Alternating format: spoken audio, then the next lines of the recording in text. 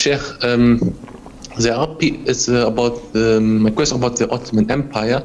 There are people, they praise it and see it like a good Islamic state, but there are also people and some shuyukh and du'at, even they criticize them, speaking ill about it, and say that they made the war against Tawheed. And so what should be our stance towards this empire? Akhi, every period of time you have supporters and haters. Islam supports unity without any doubt, and the Ottoman Empire united the Muslims. Were there any things that were against Islam? Of course, every generation and time till the hour is established, there will be exaggerations and things that are not according to Islam. But to be fair, they united the Muslims. They did a lot of good things. They spread Islam. Islam conquered a whole area of the land and established Sharia. And that's good.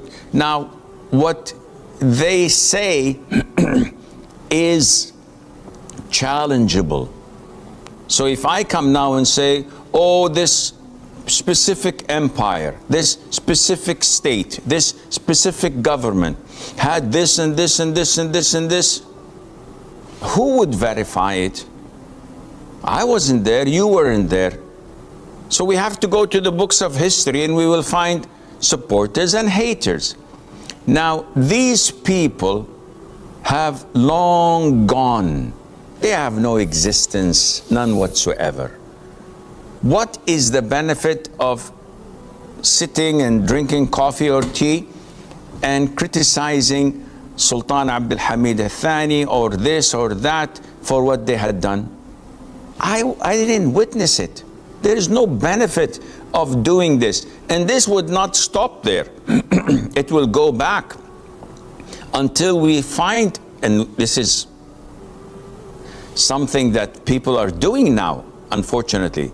Ignorant imbeciles are discussing what had happened between Ali and Muawiyah, may Allah be pleased with them both, and the battle of the camel, and this and that. Akhi, what is this? Allah has saved our swords from participating in such fitna.